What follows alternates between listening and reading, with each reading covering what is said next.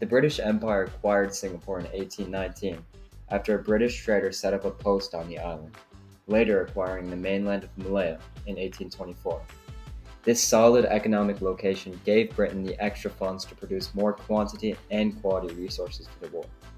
Japan also set its eyes on Singapore, seeking British and Dutch oil in their deemed Southern Resources area in the Southeast Asian theater, and they planned to have Singapore as the base to conquer the rest of the Pacific theater. But the well-defended fortress of Singapore and the symbol of the power of the British Empire could not be defeated, especially not by the lousy island nation of Japan, who would need to take the entire peninsula of Malaya, right?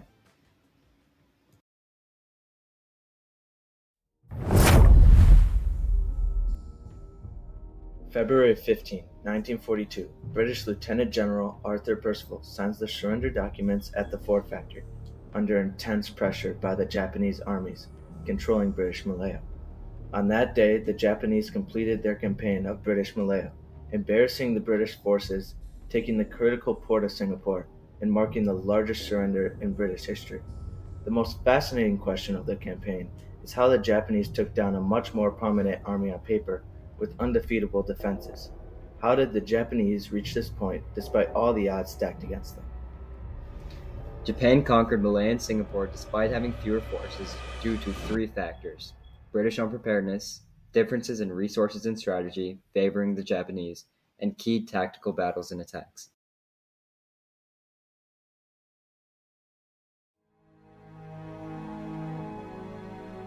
War museums. Several factors contributed to British unpreparedness and their defeat in Singapore, including misjudgment of Japanese superiority, shortcomings in intelligence, and the lack of reinforcements.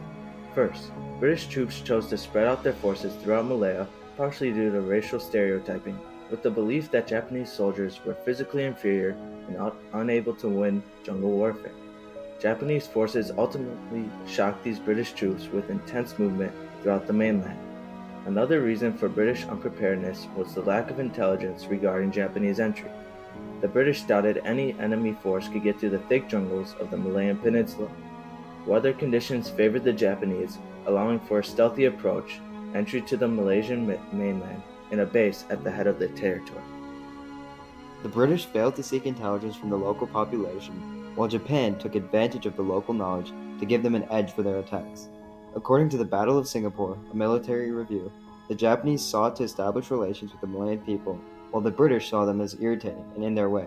This played to Japan's advantage as the locals provided Japan with the whereabouts of the British defense. However, British Singapore still received information from Britain because Churchill emphasized the necessity of protecting British communications in the Indian Ocean. Therefore, Britain was able to secure communications with its valuable colony. This effort succeeded, but communication transmission was often inefficient due to a lack of technology and the distance between the two countries. Finally, the British were too late to acquire the troops and resources to defend Singapore before the Japanese threat and attack began. The British Empire was facing World War II in both the European and Pacific theaters, and they prioritized the protection of their homeland over that of Singapore. Therefore, Singapore received the bare minimum of troops needed to put up a fight, with many of them being young Australians. On top of this, as one general observed, the troops Lieutenant General Percival received were men enlisted on Friday and reached Singapore that Monday.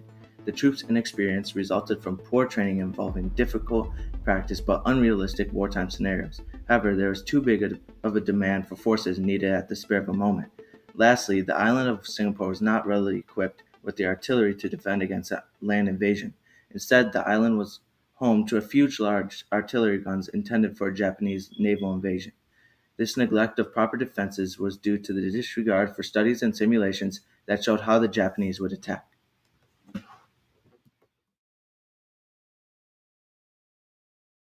The second key factor in the Japanese victory in Malaya was the significant differences in troops and equipment, with Japan having a clear advantage. The total strength of the Japanese army, commanded by Lieutenant General Yamashita, amounted to 70,000 well-trained soldiers, consisting of the 5th, 18th, and Imperial Guards divisions, and it also included 600 state-of-the-art bombers and 4 tank regiments. In fact, General Yamashita was so confident in his army that he left an entire division behind in China. Yamashita's professional modern army was a defining characteristic of their success. Another aspect of the superiority of the Japanese forces was their bicycles. Yeah, bicycles. The Japanese army was equipped with 18,000 bicycles for quick maneuverability through the dense Malayan jungle. The use of bicycles allowed the Japanese to quickly consolidate forces on specific targets to make up for the lack of men. Another essential skill that the Japanese army had was the ability to live off the land. The combination of bicycles and the ability to live off the land allowed the Japanese army to blaze through Malaya and individually take on each battle with their whole numbers rather than a split. Japanese troops headed into the campaign of Malaya with only enough bread and rice to last a few days, instead relying on quick advances through the British defenses and using captured British supplies. The practice was common for Imperial Japanese soldiers, who used force to take local populations and allowed for more excellent maneuverability.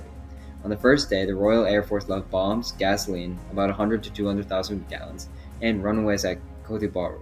Another example was the front lines of Singapore, where the Japanese army accumulated 1,000 rounds for field guns, 500 heavy rounds, and 3,000 vehicles.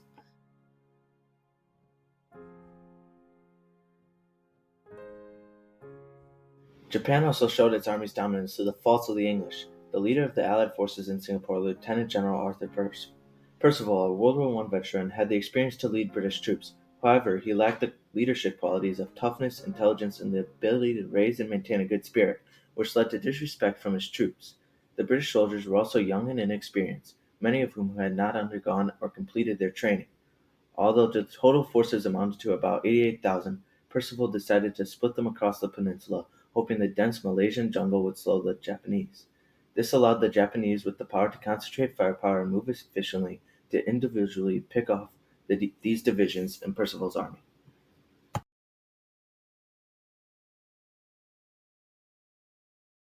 Factor contributing to British defeat was the lack of air support.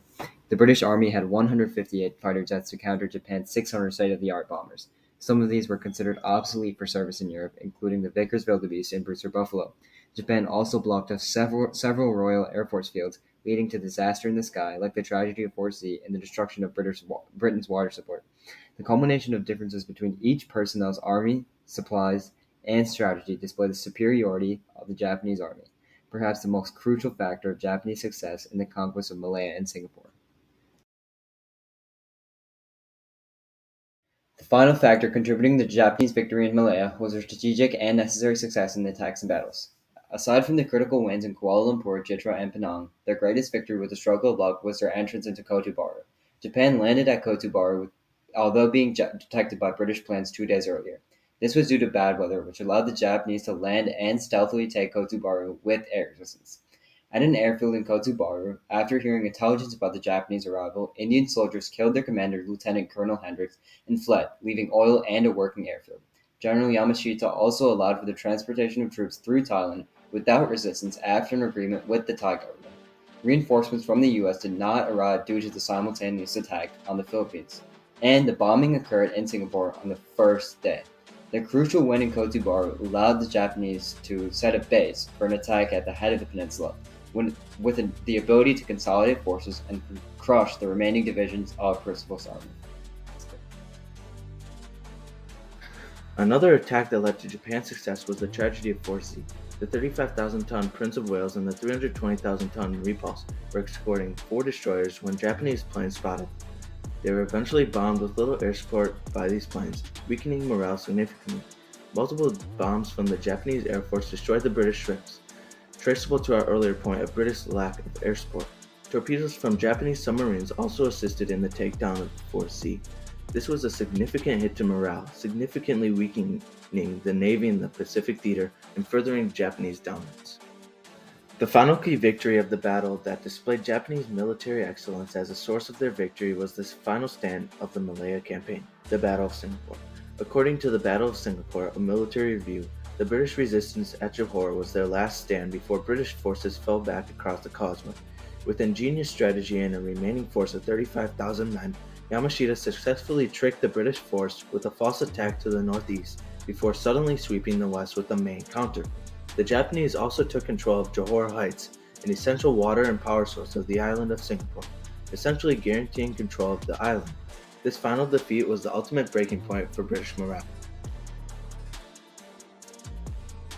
In conclusion, the fall of Singapore resulted from Britain's neglect of the severe threat Japan posed to their indomitable fortress. This included the lack of intelligence, resources, training, and strategy.